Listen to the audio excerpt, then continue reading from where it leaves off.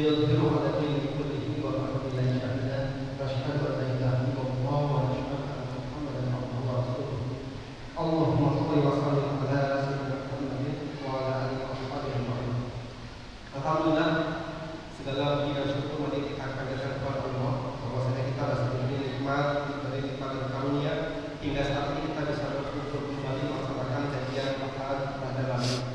Salawat sering salam semoga Allah limpahkan kepada suri tauhid kita Nabi Muhammad SAW. Semoga kita bisa mendapatkan kebaikan beliau sehingga kita dikumpulkan di ladang sampai kelak. Amin ya rabbal alamin. Jamaah masjid Musafir yang dirahmati oleh Allah.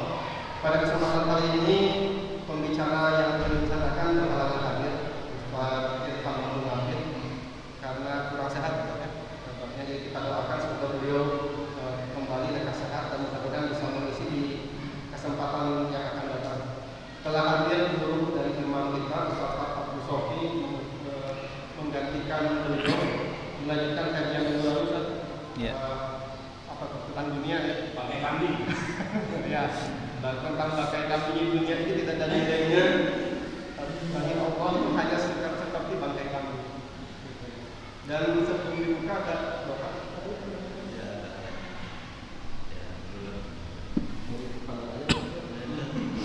Jadi ada titipan doa, kita doakan bersama dengan baca suratul Fatihah dari Surah Al-Hajjah Bapak Syarif ya.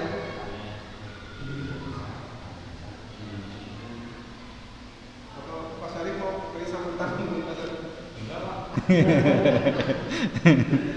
Sebentar San.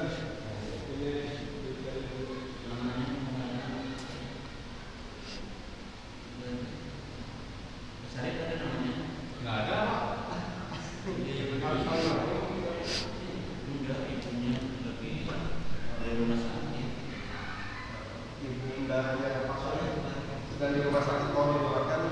Saya saja Pak Ustaz pimpin banget sekaligus menyampaikan materi.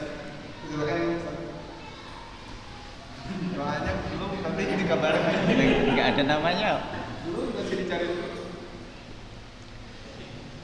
Bismillahirrahmanirrahim. Assalamualaikum warahmatullahi wabarakatuh. Waalaikumsalam.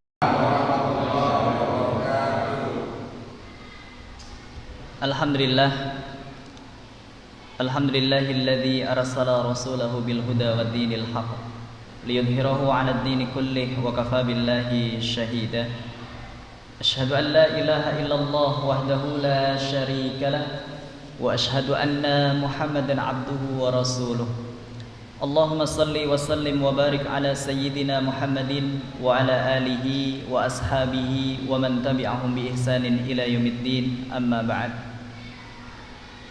Qala Allah Ta'ala fil Qur'anil Karim, A'udzu billahi minasy syaithanir rajim. Bismillahirrahmanirrahim. Yarfa'illahu alladhina amanu minkum walladhina utul ilma darajat.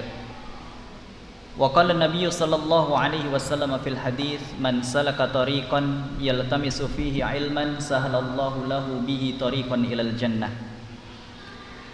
Hadirin Bapak Ibu jamaah Masjid Ibnu Sabil yang dirahmati oleh Allah, sebagaimana tadi yang telah diinformasikan oleh MC bahwa hari ini merupakan hari yang tidak bisa diduga-duga, dan ini merupakan daripada qadha-nya Allah Subhanahu wa taala, di mana Ustadz Dery sudah menjadwalkan Ustadz Irfan Abu Nafid untuk hadir hari ini dan sudah jauh-jauh hari dijadwalkan. Namun qadarullah, atas kehendak Allah, ternyata beliau tidak dapat hadir dan memberikan informasinya sangat mepet gitu ya. Mepet dengan waktu maghrib ini tadi baru informasi didapatkan. Jadi kalau seandainya tadi tidak ada penggantinya ya kita langsung makan gitu. Langsung makan karena udah disiapkan juga di depan itu. Hah?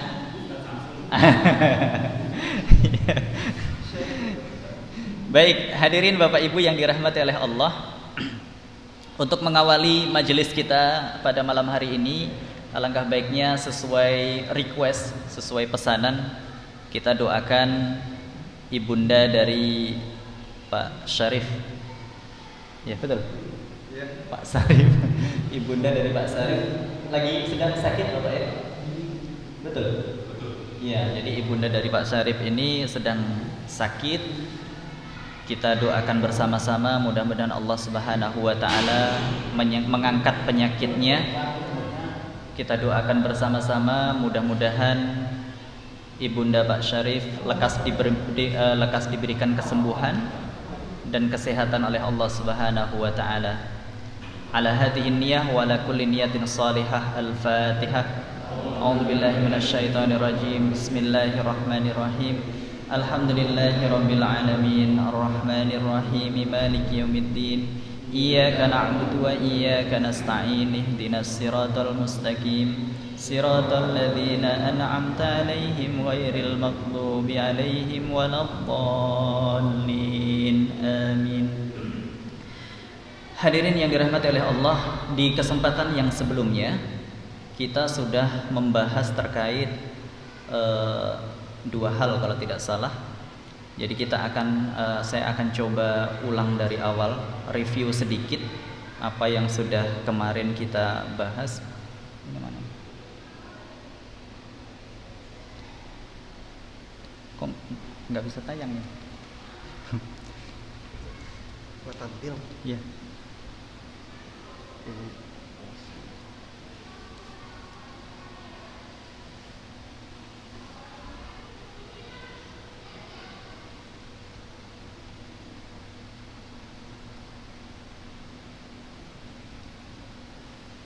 Nah, alhamdulillah.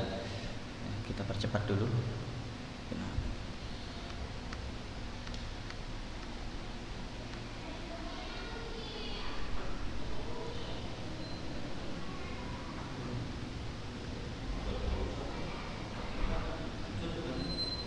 Kenapa Pak Sarif? Ada insiden apa?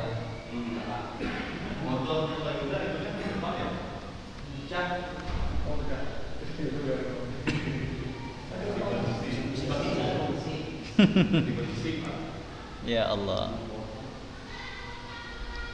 Baik, hadirin yang dirahmati oleh Allah, itu yang di layar ini yang kemarin sudah saya jelaskan sedikit supaya nyambung materi kita pada kesempatan malam hari ini. Jadi di layar ini sudah terpampang di depan kita peta perjalanan manusia. Jadi saya akan jelaskan secara singkat kembali. Ini perjalanan kita ini dimulai dari alam ruh. Jadi sebelum manusia diciptakan itu sudah ada di alam ruh. Kemudian dari alam ruh ini Allah transfer kita menuju alam rahim di perut ibu selama 9 bulan. Dan baru dari alam rahim ini kita keluar ke alam dunia yang sekarang ini kita singgahi. Yang ini pun gak akan lama. Kemudian dari alam dunia nanti kita akan menuju ke alam berikutnya, yaitu alam kubur. Dari alam kubur akan terjadi peristiwa yang namanya hari kiamat. Lalu kemudian setelah terjadi hari kiamat, hancur alam semesta, maka akan ada peristiwa hari kebangkitan. Setelah semesta ini hancur, semua makhluk wafat atau meninggal, maka dibangkitkan kembali oleh Allah Subhanahu wa taala. Ini yaumul ba'ts, hari kebangkitan. Setelah hari kebangkitan, maka umat manusia akan dikumpulkan di tempat yang sama, yaitu alam mahsyar, di padang mahsyar. Di padang mahsyar ada namanya proses syafaat, hisab, kemudian penyerahan catatan amal, kemudian ada mizan, timbangan amal, lalu kemudian ada telaga kausar. Setelah proses telaga kausar, sehingga di telaga kausar sebentar, baru kemudian kita akan menyeberang ke sirat al-mustaqim, melewati sirat, menyeberang menuju kemana? Menuju ke surga. Namun itu tadi seperti yang sebelumnya sudah Al-Fatih sampaikan, ketika kita sedang menyeberang ke surga itu, di bawahnya, di bawah sirat itu adalah neraka. Jadi tidak sedikit yang nantinya begitu menyeberang sirat itu yang kemudian jatuh ke neraka. Dan ketika seseorang itu sudah terpeleset dari sirat, jatuh ke neraka, itu jatuhnya nggak sekali jatuh sampai. Ya, yang pernah mendapatkan informasi hadisnya berapa tahun baru nyampe? 70.000 tahun kalau nggak salah. Ya, baru sampai ke dasar neraka. Nah itu terus masuk surganya kapan? Lalu jatuh ke nerakanya saja untuk sampai ke dasar neraka itu membutuhkan waktu lamanya seperti itu. Makanya rugilah orang-orang yang selama di dunia ini pesimis. Ya sudahlah, saya masuk neraka dulu nggak apa-apa, yang lain masuk surga dulu nggak apa-apa. Ini rugi kalau menurut saya. Karena apa? Karena neraka itu bukanlah sesuatu yang bisa diremehkan. Ya, jadi dalam sebuah riwayat yang di pekan lalu sudah Al-Fakir sampaikan, seringan-ringannya siksa neraka, jadi kaki kita ini menginjak bara api lalu kemudian mendidih otak, jadi menggelegak otak, jadi mendidih. Nah itulah peristiwa-peristiwa yang nanti pasti kita akan lewati.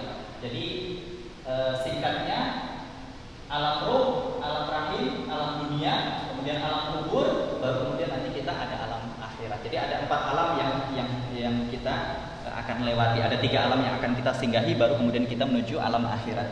Hadirin yang dirahmati oleh Allah, ini kita percepat. Di pertemuan yang sebelumnya sudah Al-Fakir sampaikan apa saja sih yang akan kita bahas dalam tema ini, yaitu temanya adalah dunia, persinggahan sementara. Yang kita akan bahas adalah pertama perumpamaan dunia. Perumpamaan dunia di pekan lalu sudah kita bahas panjang lebar sampai waktunya habis. Kemudian sifat dunia, kemudian berapa lama kita di dunia, dan kemudian yang terakhir sikap kita terhadap dunia itu seperti apa. Perumpamaan dunia secara singkat di pekan lalu sudah Al-Fakir sampaikan. Yang pertama, dunia itu Allah berikan perumpamaan seperti air hujan yang turun dari langit. Ini terdapat di surat Al-Kahfi ayat yang ke-45. Jadi dunia itu Allah berikan perumpamaan seperti air hujan yang turun dari langit.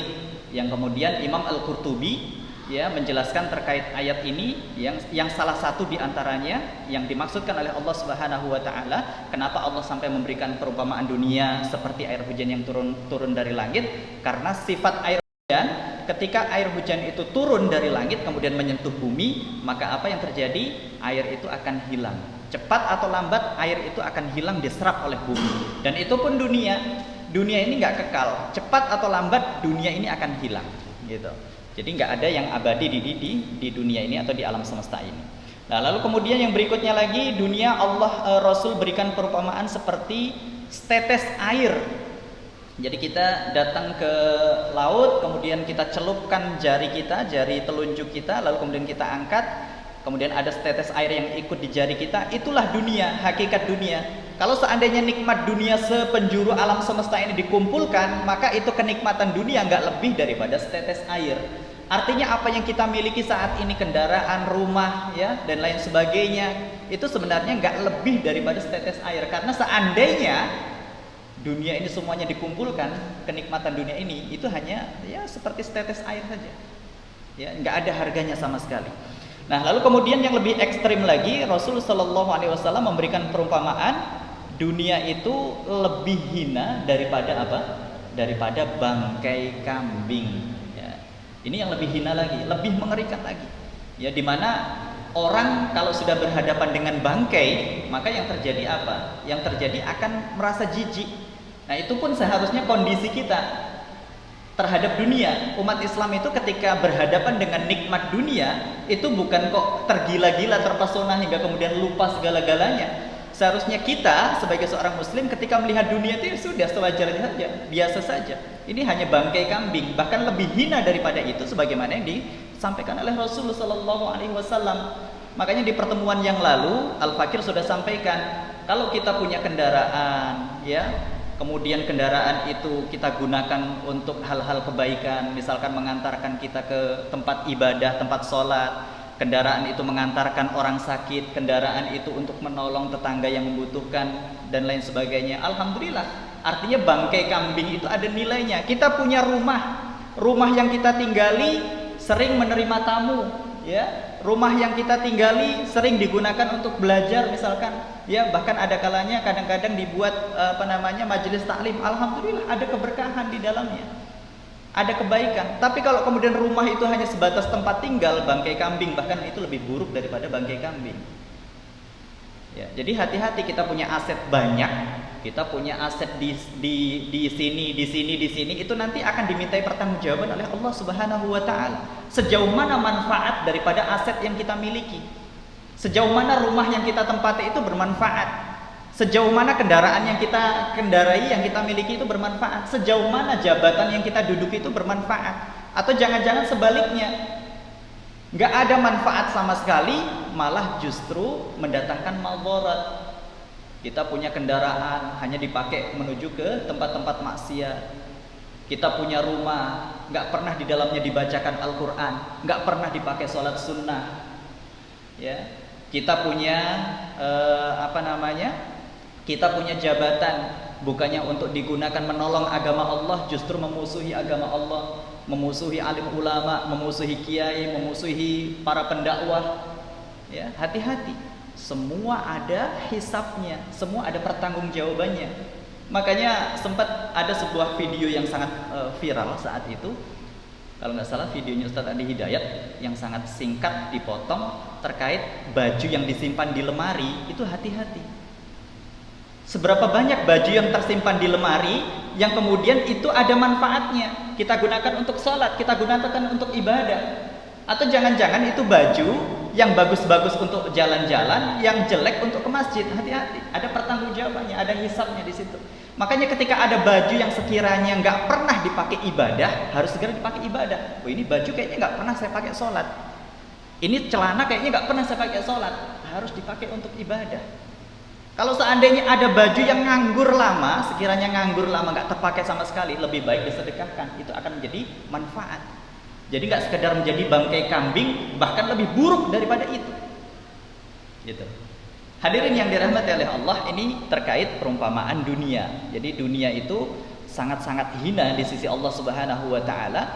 Bahkan dalam sebuah riwayat yang sahih, ini sebagai tambahan karena nggak tertulis di sini, itu sampai-sampai Rasul itu menyampaikan begini, kalau seandainya dunia itu memiliki nilai, walau itu hanya sebesar sayapnya lalat, maka niscaya orang kafir itu nggak akan diberikan jatah terhadap dunia ini. Kalau seandainya dunia ini ada nilainya, meskipun nilainya itu hanya sebesar sayapnya lalat, itu orang kafir itu nggak akan diberikan jatah hak apa-apa, nggak akan diberikan nikmat dunia. Ini menunjukkan apa? Menunjukkan dunia ini nggak ada nilainya, makanya orang kafir pun itu dapat jatah terhadap dunia. Ya, jadi ini Rasul yang menyampaikan, bukan saya. Rasul yang menyampaikan kalau seandainya dunia ini ada nilai, walaupun itu sebesar sayapnya lalat, orang kafir itu nggak dapat jatah bagian, nggak perlu dikasih. Tapi karena dunia ini nggak ada nilainya di sisi Allah, makanya orang kafir dapat, bahkan kadang-kadang dapatnya lebih banyak daripada orang Islam. Makanya nggak perlu iri kalau kemudian ada orang yang nggak pernah sholat, kok rezekinya lancar, hartanya banyak, asetnya banyak. Nggak perlu kemudian kita kaget ada orang kafir kemudian kok kaya raya, nggak perlu kaget. Ya memang itulah dunia. Dunia itu diperuntukkan oleh Allah Subhanahu Wa Taala ya untuk semuanya, karena nggak ada nilainya. Mau ahli maksiat atau orang yang taat akan dapat jatah dunianya, akan dapat. Mau orang Islam, mau orang kafir akan dapat jatah bagiannya, karena nggak ada nilainya. Kalau surga, nah baru itu dikhususkan untuk orang-orang yang bertakwa, untuk orang-orang yang beriman dan bertakwa kepada Allah Subhanahu Wa Taala, baru dapat jatah surga. Karena surga itu nilainya sangat luar biasa, nggak bisa kita bandingkan nikmat surga itu dengan nikmat dunia. Secuil ataupun setetes sekalipun nggak ada. Jadi kalau kita berbicara surga, Masya Allah, mungkin nanti di kesempatan yang lain akan kita bahas bagaimana nikmat surga itu akan membuat kita terperangah, ya terkagum-kagum. Itu pun baru sebagian yang diceritakan oleh Rasulullah Sallallahu Alaihi Wasallam. Nah, terkait sifat dunia, kemarin juga di pertemuan sebelumnya sudah Al-Fakir sampaikan, ya bahwasanya dunia ini, setiap kesenangan yang ada di dunia ini adalah kesenangan yang menipu. Kul mata'ud dunya qalil. Ya, jadi katakanlah kesenangan di dunia ini hanya sementara, ya. Kullu man 'alaiha fan, semuanya fana, nggak ada yang abadi, nggak ada yang kekal. Kita punya kendaraan, baru beli kendaraan misalkan, senangnya sementara. Kita baru bisa bikin rumah atau beli rumah, senangnya sementara, nggak akan lama, nggak akan abadi. Kita baru nikah, senangnya sementara. Kapan abadinya? Nanti di akhirat sana, kalau kemudian pernikahan itu didasari dengan takwa. Hadirin yang dirahmati oleh Allah, di bab sifat dunia ini Imam Ibnu Katsir, ya ini yang kemarin sudah Al-Fakir jelaskan juga, Imam Ibnu Katsir seorang mufassir, ya itu telah menyampaikan salah satu sifat dunia adalah ia melarikan diri daripada seseorang yang mengejarnya, dan ia mengejar seseorang yang melarikan diri daripadanya. Jadi itu sifat dunia yang harus betul-betul kita ingat. Dunia itu kalau kita kejar, semakin kita kejar, semakin gak akan dapat.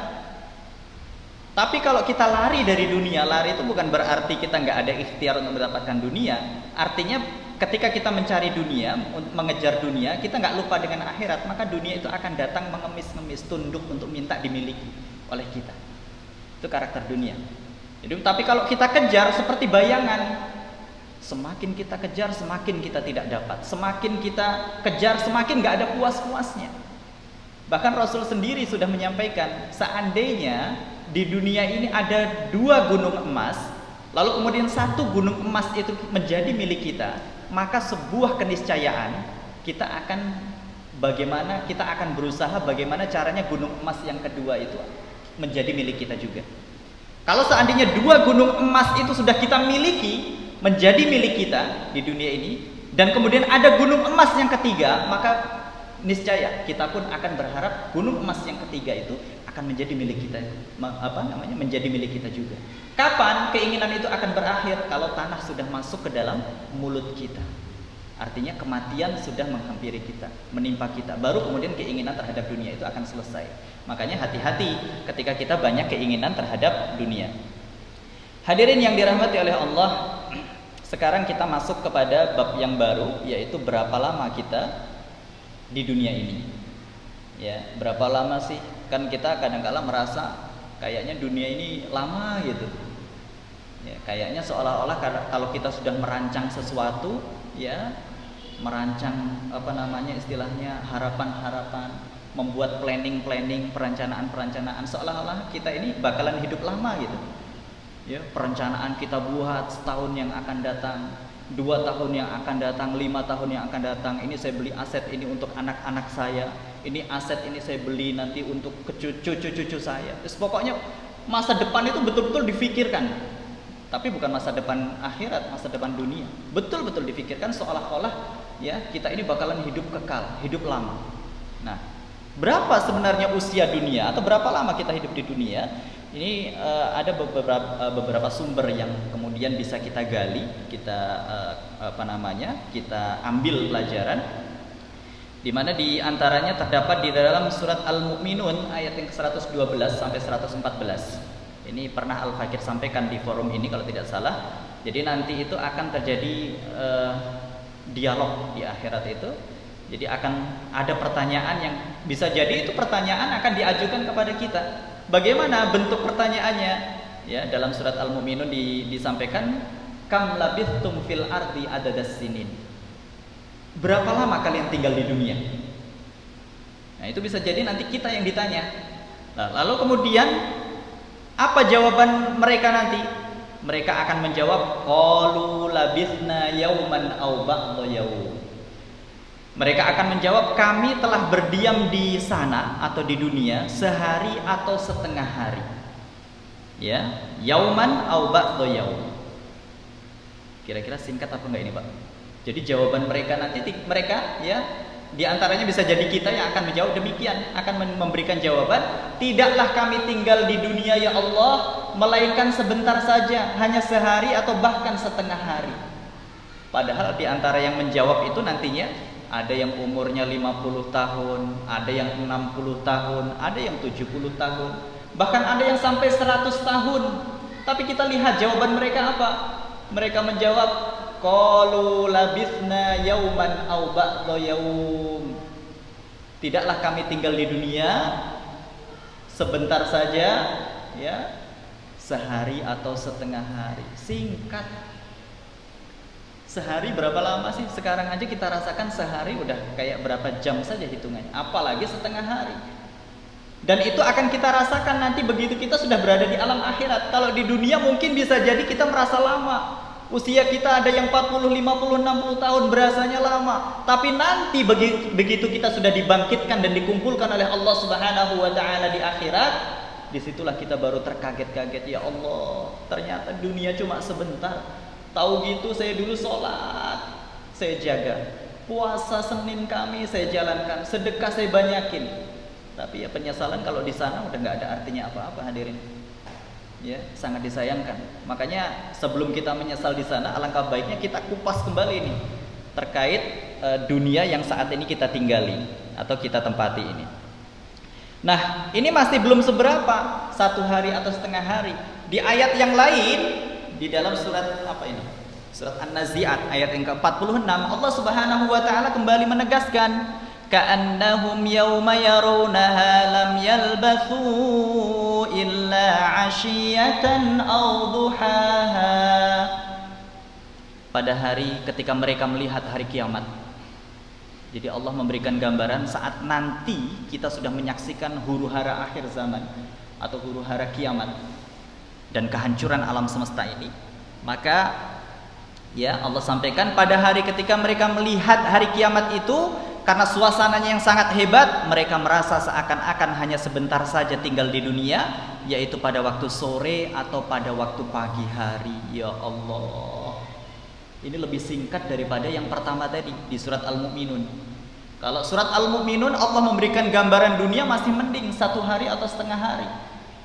Di ayat ini Allah memberikan gambaran dunia, kehidupan dunia itu lamanya seperti kita berada di waktu sore atau berada di waktu pagi. Kenapa Allah nggak memberikan gambaran seperti waktu siang? Karena kalau kita berbicara siang lumayan lama.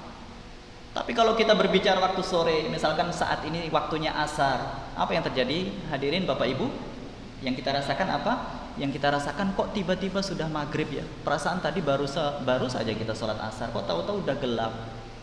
Kalau saat ini misalkan kita berada di waktu subuh, baru selesai menjalankan sholat subuh, tiba-tiba kita rasakan, tahu-tahu ya Allah, kok udah terang ya? Kok matahari sudah terbit ya? Bahkan kalau kita menyimak kajian subuh itu, yang kita rasakan ya oh baru sebentar, apalagi kalau ustadznya enak ngisi pengajiannya, materinya enak didengarkan, rasanya baru duduk sebentar, kayaknya baru 10 menit, tahu-tahu udah terang. Nah itulah nanti yang kita rasakan ketika hari kiamat itu sudah tiba. Kalau kita mungkin gak berjumpa dengan hari kiamat, bisa jadi anak cucu kita, tapi setidak-tidaknya ini menjadi gambaran bahwasanya umat manusia itu nantinya pada terkaget-kaget, terkejut. Ya Allah, ternyata kehidupan dunia itu sangat-sangat singkat, sangat-sangat singkat, bahkan seperti mimpi rasanya. Kayaknya baru kemarin saya begini, kayaknya baru kemarin saya begitu, ya tahu-tahu kok sekarang sudah pindah alam. Nah, ini yang nanti akan dirasakan oleh manusia, dan diantaranya bisa jadi adalah kita. Hadirin yang dirahmati oleh Allah, ini ada ilustrasi yang sangat-sangat membuat kita harus berpikir keras ya. Ini Allah Subhanahu wa taala berfirman, ilustrasi terkait singkatnya kehidupan dunia, di mana di dalam surat Al-Hajj atau di dalam surat As-Sajdah itu Allah Subhanahu wa taala berfirman, sesungguhnya sehari di sisi Tuhanmu adalah seperti 1000 tahun menurut perhitunganmu. Jadi 1 hari di sisi Allah itu nanti di akhirat, kalau kita 1 hari berada di akhirat, itu sama dengan 1000 hari atau 1000 tahun kita berada di dunia. Artinya 1 harinya akhirat dengan 1 harinya dunia itu sangat-sangat beda. Ya. Maka ada kalkulasi begini, apabila 24 jam itu sama dengan 1000 tahun, ya, maka berarti 3 jam itu sama dengan 125 tahun. Dan 1,5 jam itu sama dengan 62,5 tahun. Ya, di sini ada penjelasan di yang paling bawah, apabila umur manusia itu rata-rata 62,5 tahun, maka hidup manusia tersebut hanya 1,5 jam saja kalau dilihat dari akhirat.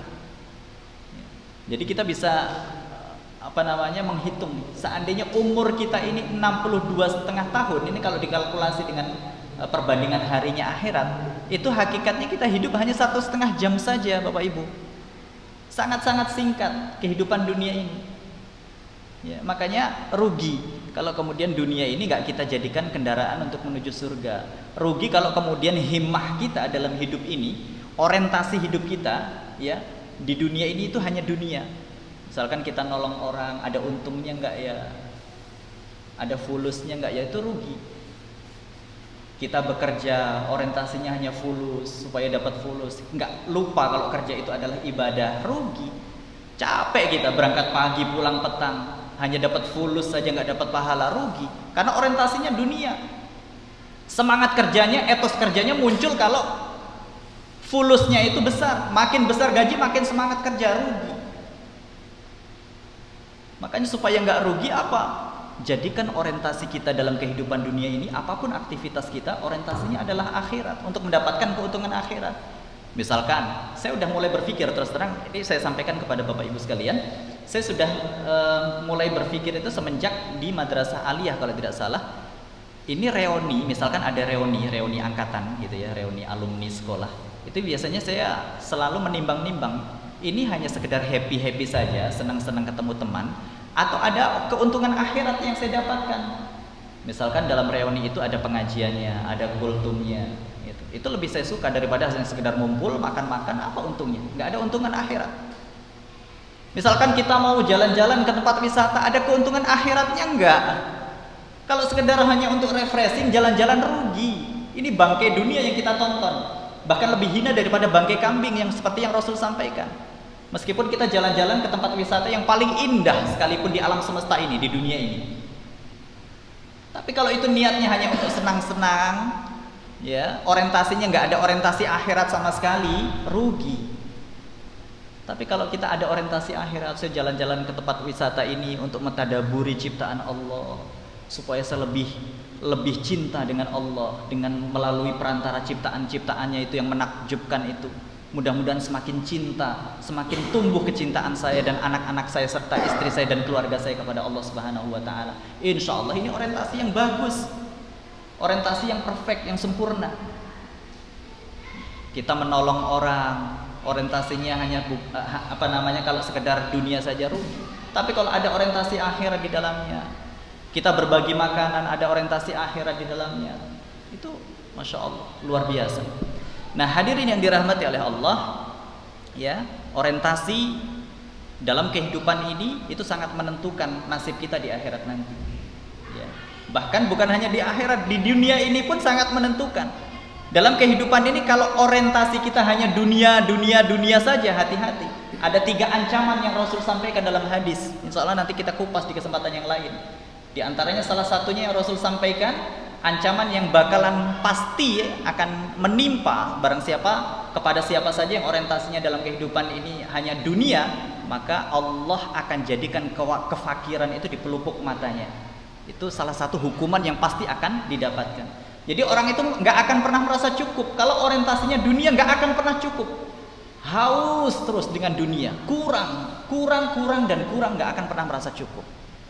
Ini hati-hati, hukuman yang pasti akan didapatkan bagi siapa saja yang orientasi dalam kehidupan ini hanya dunia. Hadirin yang dirahmati oleh Allah, lalu kemudian bab yang ketiga, poin yang ketiga, bagaimana seharusnya sikap kita terhadap dunia setelah kita tahu tadi ya, setelah kita sudah memahami bagaimana sifat dunia, ya, di mana Allah sudah menyampaikan semua kesenangan yang ada di dunia ini sifatnya menipu. Ya, semua yang ada di dunia ini sifatnya fana. Lalu kemudian perumpamaan dunia itu lebih hina daripada bangkai kambing. Bagaimana sikap kita? Apakah kemudian kita bagi-bagikan harta kita? Ya tidak juga, nggak se-ekstrim itu. Ya. Nah, bagaimana sikap kita terhadap dunia? Rasul Shallallahu Alaihi Wasallam telah menyampaikan ini sebagai penutup. Ya, bagaimana sikap kita terhadap dunia? Maaf, kayaknya ada yang kelewat. Betul. Bagaimana sikap kita terhadap dunia? Rasulullah Shallallahu Alaihi Wasallam telah menyampaikan, kun fit dunya ka'annaka gharibun aw 'abirun sabil. Nah, ini pesan Rasul. Ya, bukan pesan saya. Ini hadisnya hadis sahih diriwayatkan oleh Imam Al-Bukhari. Apa kata Rasul? Kun fit dunya. Jadilah engkau di dunia ini ka'annaka gharibun, seakan-akan engkau itu orang asing. Au abirun sabil, atau seorang musafir. Ini saja pesan Rasul hanya 2. Jadi sikap kita terhadap dunia itu sebagaimana Rasul sampaikan hanya 2. Seakan-akan yang pertama kita ini seperti orang asing. Jadilah kita seperti orang asing di dunia ini. Apa maksudnya? Kira-kira ada yang tahu? Maksudnya apa? Kenapa Rasul sampai menyampaikan demikian? Ya, kita lihat karakter orang asing itu seperti apa sih? Karakter orang asing, ya, diantaranya adalah dia selalu hati-hati. Karena dia merasa ini bukan tempatnya, dia hanya seorang perantau. Kalau kita merantau di tempat tertentu, pasti kita harus hati-hati. Hati-hatinya gimana? Ya harus siap mengikuti aturan. Kita merantau misalkan ke Malaysia, ya harus siap ikut aturan yang ada di Malaysia. Kalau enggak bisa bermasalah kita. Pun di dunia ini, kita sebagai seorang perantau, sebagai orang asing, maka kita harus siap mengikuti aturan yang telah ditetapkan oleh Allah Subhanahu wa taala. Allah menciptakan kita, Allah juga telah memberikan aturan. Apa itu aturannya? Bersumber dari mana? Bersumber daripada Quran dan Sunnah. Kalau ini sampai nggak kita ikuti aturan-aturan Allah ini, hati-hati. Kita akan menjadi orang-orang yang tersesat. Kita akan pasti mengalami permasalahan di dunia ini. Ya, kasus hukum pasti akan banyak menimpa kita. Dan itu hukumannya langsung dari Allah Subhanahu wa taala yang menciptakan kita. Itu kalau kita nggak ikut aturan pasti ada saja masalahnya. Tetapi ketika kita ikut aturan yang sudah Allah tetapkan, ya, kita ini sebagai orang asing, udahlah nggak usah neko-neko. Ikut aturan saja dari Allah. Ya, kita ini bukan penduduk dunia, kita penduduk surga dan saat ini sedang merantau ke dunia untuk kemudian nanti kita akan kembali lagi ke surga. Balik lagi ke sana. Maka seharusnya kita baik-baik di sini ikut aturan. Supaya apa? Kita bisa balik lagi nanti ke surga. Kalau kita nggak ikut aturan, ya bisa jadi kalau kita merantau di Malaysia, di Arab Saudi, dipenggal di sana. Nggak ada urusan bisa pulang kampung lagi ke Indonesia atau tidak. Itu pun yang harusnya kita lakukan di dunia ini, persinggahan sementara. Apa yang Allah tetapkan, apa yang Allah syariatkan, kita ikuti. Apa yang Allah larang, kita tinggalkan. Simple sebenarnya. Hanya saja memang banyak manusia yang tertipu, merasa seolah-olah dunia ini tempat tinggalnya, seolah-olah dunia ini nggak akan berakhir. Sehingga akhirnya apa? Ya akhirnya semua aturan, ya mau halal mau haram udah bodo amat. Ya ini harus hati-hati. Nah yang kedua, pesan Rasul Shallallahu Alaihi Wasallam, jadilah engkau di dunia ini seperti seorang musafir. Bagaimana karakter musafir? Yang namanya musafir itu, Bapak Ibu hadirin yang dirahmati oleh Allah, kalau musafir itu singgah di suatu tempat, apa yang dilakukan? Apalagi kalau kemudian perjalanan yang akan ditempuh itu perjalanan yang cukup jauh. Apa yang dilakukan? Ketika dia singgah di suatu tempat, pasti akan mengumpulkan bekal yang cukup. Apalagi jalan atau medan yang akan dilewati itu medan yang bukan medan ramai perkotaan, tetapi hutan belantara. Nggak ada warung di jalan, nggak ada orang jualan, nggak ada rumah penduduk. Dia akan melalui jalan yang cukup panjang, hutan belantara untuk sampai ke tujuan. Pasti ketika singgah dia mengumpulkan bekal. Supaya apa? Supaya perjalanan yang jauh itu lancar, nggak kekurangan bekal sampai ke tujuan selamat. Itu pun yang harus kita lakukan di dunia ini. Dunia ini kita singgah sementara untuk kemudian kita akan melanjutkan perjalanan yang cukup panjang. Loh, kenapa kok panjang? Bisa kita ulang kembali. Kenapa kok bisa panjang perjalanan kita? Orang-orang tua dulu sampai mengatakan dunia ini kita hanya numpang minum saja. Kita bisa bayangkan Bapak Ibu hadirin, kenapa kok perjalanan kita itu ke akhirat nanti panjang dan lama? Di alam kubur saja, kalau seandainya kita wafat hari ini, berapa lama kita harus berada di alam kubur atau di alam barzah? Itu bisa ratusan tahun untuk menunggu apa? Menunggu datangnya hari kebangkitan, datangnya hari kiamat. Lama. Perbandingannya dengan dunia saja sudah nggak ada apa-apanya. Misalkan kita hidup nanti di usia kita 60 tahun, misalkan umur kita di dunia ini nantinya 60 tahun. Lalu kemudian kita wafat masuk ke alam kubur hingga 500 tahun. Dibandingkan dengan alam kubur saja, umur kita ini nggak ada apa-apanya. Apalagi nanti dibandingkan dengan alam akhirat. Ketika kita sudah transit di padang mahsyar, mampir di padang mahsyar, mampirnya nggak sebentar, kita akan berhadapan dengan pengadilan Allah Subhanahu wa taala. Rasul sudah memberikan kabar, yaumun kana miqdaruhu khamsina alfasanah. Satu hari di padang mahsyar itu sama dengan 50.000 tahun menurut perhitungan kita di dunia ini. Masya Allah, lama. Makanya dunia ini tempat transit sementara yang kemudian jangan sampai kita terpesona seolah-olah dunia itu tempat tinggal kita, seolah-olah kita nggak akan mati, seolah-olah hidup selama-lamanya. Padahal ya Allah, dibandingkan dengan alam kubur, dunia ini sudah sangat singkat. Belum lagi dibandingkan dengan padang mahsyar, apalagi ya. Bisa dibayangkan itu di padang mahsyar kita harus berdiri di bawah terik matahari. Ada yang digambarkan oleh Rasulullah SAW nantinya akan tenggelam dengan keringatnya sampai sebatas mata kaki. Ada yang sebatas lutut, ada yang sebatas pinggang, bahkan ada yang tertutup matanya dengan keringatnya. Kepalanya ini tertutup dengan keringatnya masing-masing. Loh, kok nggak kebakar nanti kita di sana, sedangkan matahari direndahkan oleh Allah Subhanahu wa taala hingga jaraknya tinggal 1 mil, kok nggak kebakar kulit kita? Kehidupan akhirat jangan kita bayangkan seperti kehidupan dunia. Kalau dunia Allah turunkan matahari, bukan hanya kita yang hancur, tapi alam semesta ini. Lalu kenapa nanti di padang mahsyar kok kita bisa tenggelam dengan keringat kita, kok kita nggak leleh? Karena Allah nanti ketika kita sudah berada di alam akhirat, Allah akan tambahkan kekuatan kepada kita. Kekuatan kita berkali-kali lipat, yang kemudian kita nggak akan mati dengan siksanya Allah, tetapi akan merasakan kesakitan yang sangat luar biasa dahsyat. Makanya dalam Al-Quran ketika Allah Subhanahu wa ta'ala menggambarkan siksaan neraka, apa kata Allah? Allah menyampaikan kullama nadijat juluduhum baddalnahum juludan ghairaha liyadzuqul adzab. Jadi tatkala kulit-kulit mereka penghuni neraka itu dibakar lalu kemudian hangus dan matang, nadijat juluduhum, matang kulit mereka, kata Allah baddalnahum juludan ghairaha, maka akan kami ganti kulit-kulit mereka itu dengan kulit-kulit yang baru. Kenapa kok begitu ya Allah? Liyadzuqul azab, semoga mudah-mudahan semoga mereka bisa merasakan pedihnya azab. Jadi kulit kita ini seperti film kartun itu, begitu dipukul mati, hidup lagi, mati, hidup lagi. Sampai kapan? Sampai bersih dosa-dosa kita. Ya Allah, kapan bersihnya? Nah, makanya hadirin Bapak Ibu yang dirahmati oleh Allah, sebagaimana yang telah Al-Fakir sampaikan di pertemuan yang sebelumnya, bahwa output daripada sharing kita malam hari ini adalah mudah-mudahan kita tidak tertipu dengan dunia. Mudah-mudahan kecintaan kita terhadap dunia ini hanya sekedarnya saja. Jadikan dunia itu dalam genggaman kita, jangan sampai menjadikan dunia itu berada dalam hati kita. Kalau dunia sudah berada di hati kita, sulit lepasnya. Tapi kalau dunia berada dalam genggaman kita, dengan mudahnya ketika dunia ini diambil oleh Allah, kita dengan legowo untuk melepas itu ringan rasanya. Ya, kita misalkan punya A, punya B, punya C, lalu kemudian Allah ambil, itu ringan melepasnya.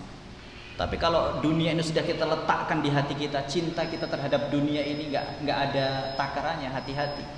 Ketika titipan-titipan Allah di dunia ini Allah ambil kembali, akan sangat berat bagi kita untuk kemudian melepaskannya kembali. Wallahu a'lam bishawab. Mudah-mudahan yang singkat ini bermanfaat. Kita kembalikan kepada MC. Jazakumullah khairan katsiran Abu Sofi atas penjelasan yang sangat jelas, banyak kutipan, banyak nasihat yang saya pikir sangat mengena bagi kita. Jadi mudah-mudahan kita tidak terlalu terlena di dunia ini. Untuk sesi ini kita tutup. Insya Allah pada Isya kita lanjutkan tanya jawab atau makan. Masjid ya. Selesai. Kita tutup sementara dengan hamdalah. Waalaikumsalam.